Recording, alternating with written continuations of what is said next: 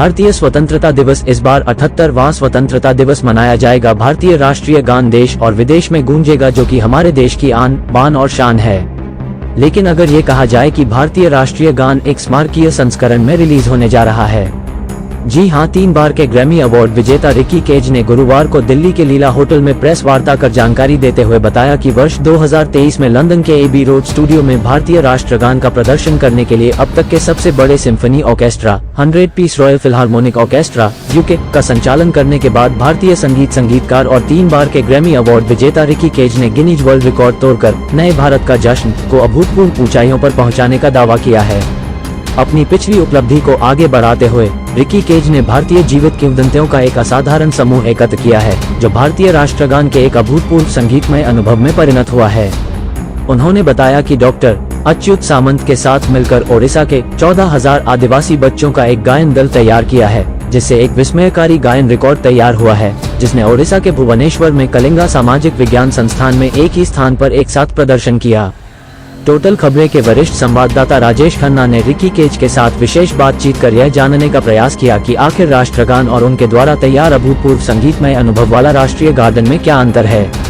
इस पर उन्होंने क्या कहा, देखिए हमारे वरिष्ठ संवाददाता से हुई विशेष बातचीत के दौरान क्या कहा, देखिए हमारे संवाददाता की यह रिपोर्ट। नमस्कार, टोटल खबरों में आपका स्वागत है। मैं हूं आपका राजेश खन्ना। आज हम जो है कि एक ऐसे शख्स से मिलवाने जा रहे हैं आपको, जिन्होंने 3 बार ग्रामी अवार्ड जीता। ग्रामी अवार्ड यानी कि म्यूज़िक का सबसे टॉप अवार्ड 3 बार जीत चुके हैं, और इनका नेशनल एंथम सॉन्ग जो है कि इन्होंने कंपोज किया है। तो हम जानते हैं कि सबसे पहले कि किस तरीके का सॉन्ग और ये कब रिलीज़ होने वाला है और कितनी टीम इनके है। सर नमस्कार।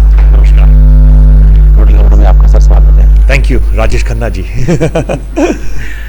सर जानना चाहेंगे सबसे पहले कि आपका नेशनल एंथम जो है, जो हमारे नेशनल एंथम जो है एक्चुअली, और इसमें क्या डिफरेंस है, क्या किस तरीके से आपने कंपोज किया है। नेशनल एंथम तो सेम है, नोट्स एग्जैक्टली सेम है, क्योंकि national anthem it's 52 seconds, it's an anthem and the notes are exactly the same, written by Shri Rabindranath Tagore ji.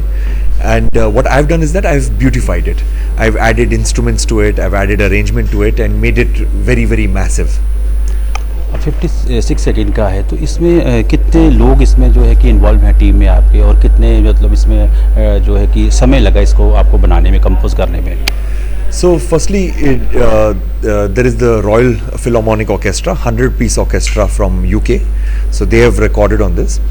Then on top of that is the Indian classical musicians like Pandit Hariprasad Chaurasia ji, Rakesh Chaurasia ji, Rahul Sharma, Aman, Giridhar Uduppa, Jayanti Kumresh, Sheikh Mehboob, Kalisha B. Mehboob. Some of the best classical musicians, North and South Indian classical music realm, all of them are there in this. And in addition to that, we've got a choir of 14,000 tribal children singing in this national anthem. So what is the reason behind the tribal children actually, agar you are explaining?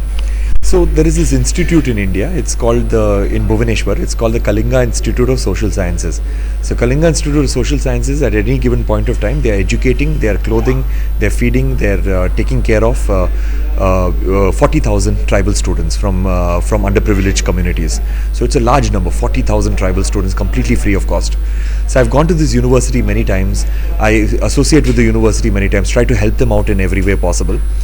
And then I thought that why not have a music lesson for them and teach them music. So I had a music lesson for them, a singing lesson, and the singing lesson was for 14,000 tribal children. That singing lesson ended up winning us a Guinness Book of World Record, because it is the largest number of students for a singing lesson ever in the world. Previous record was held by an American institute, which was 6,500 students. This was even more than double. That music lesson ended with the children singing the national anthem, and that became a part of this national anthem. When this song is going to release? So we'll be releasing this version of the national anthem one day before Independence Day. That is on 14th August at 5 PM we'll be releasing it. Can you request to the Indian government it should be played at the Red Fort the same on 15th August? I mean that I would love to request, but I don't know who to request. Maybe you can make the request. Any message you want to give for the countries? I mean, I would say that it's very important for us to figure out what is our duty for our country. We don't have to we don't have to change the world, we don't have to change everything that everybody is doing, we just have to change ourselves and see what can we do to make this country a better place. Along with the national song, any project you are going to make in the future? There are a lot of projects that are happening in the future, but right now I'm concentrating only on this. This is your only main concept. My main thing is this now. It's okay. Any new project you don't want to disclose any? Yeah, I'm working on multiple projects, but they all are in small levels. तो ये थे हमारे साथ Ricky KG जो है, जिन्होंने 3 time Grammy award जीता है, म्यूज़िक के टॉप अवार्ड है।